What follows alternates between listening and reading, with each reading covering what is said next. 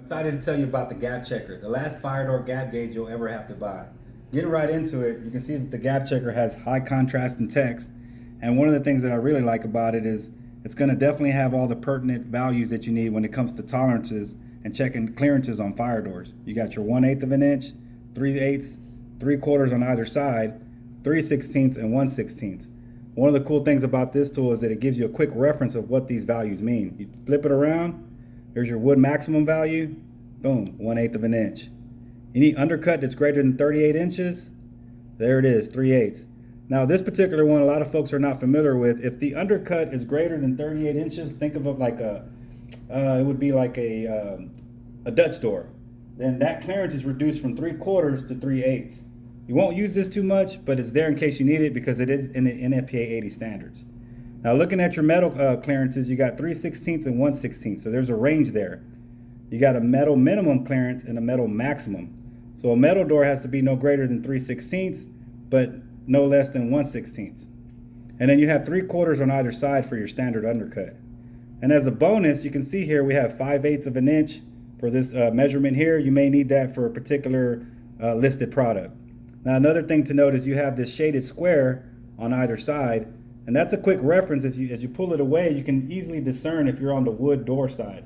So if it's a wood door, you're going to see the shaded square. If not, it's going to be the metal side. So it's a quick way to discern that. Now really the genius in this is that you don't have to bend down and you don't have to use a ladder, as we'll get into right now. You pull out your extender, you thread that on there. And as I'm threading this on there, one thing to note that's important is when you're checking your clearances on the fire door, you do have to check them from the pull side. So the pull side is going to be just that, when you pull on the door. Now the undercut doesn't matter, but when you're checking your perimeter clearances, make sure you're checking them from the pull side of the door. So I got this on there, hand tight, screwed on there. There's a knob on here. You want to make sure this knob is lined up with this shaded square. That's important so that the entire metal gauge can go all the way and be inserted, as well as the 1/8 inch for wood. Now if you need to use this particular measurement or gauge, the 3/8 that is, you simply unscrew this and flip it around. Like I said earlier, you're not going to really use that too much, but it's there because the code says it's there. All right, and then basically you tighten this, hand tighten, you unwind it, you go down and you check your undercut first. So your undercut, your 3/4, it's on either side, so it doesn't matter. Again, I'll demonstrate by flipping it around.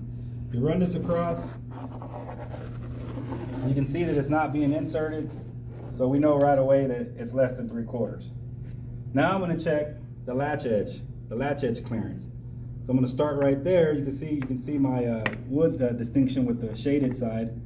Right away I can eyeball it and see that it's greater than 1/8, but just to show you, you see the lateral movement. That's indicative that it's greater than 1/8 of an inch. You can see how it moves. Too much playroom. Any playroom is a deficiency. It has to be exactly 1/8. Come in here, you flip it around,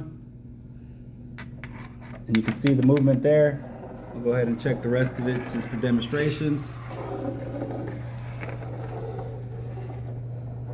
And there it is. Your latch edge is non-compliant because it's greater than 1/8 of an inch. Now we're going to flip over to the strike side. I'm going to start from the bottom actually, just like I did on the latch edge, and run it across.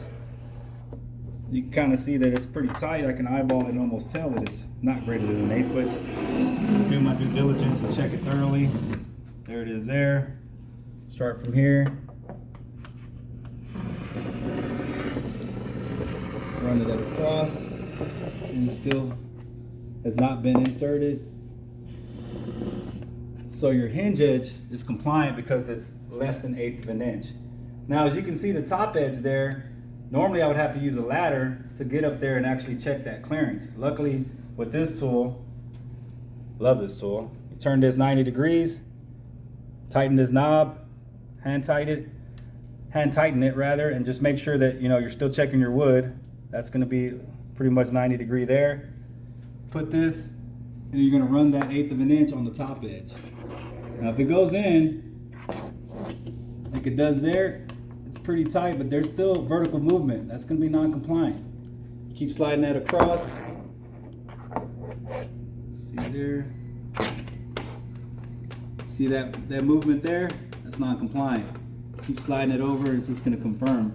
And this is typically where you're going to see the top edges where they're non-compliant is towards the latch edge where the doors start to sag. But clearly there you can see that it's non-compliant. Normally I would have to use a ladder or some folks unfortunately eyeball it. And so basically that's it. You wind it back down and you're on to the next fire door. It's as simple as that. All right, thank you guys.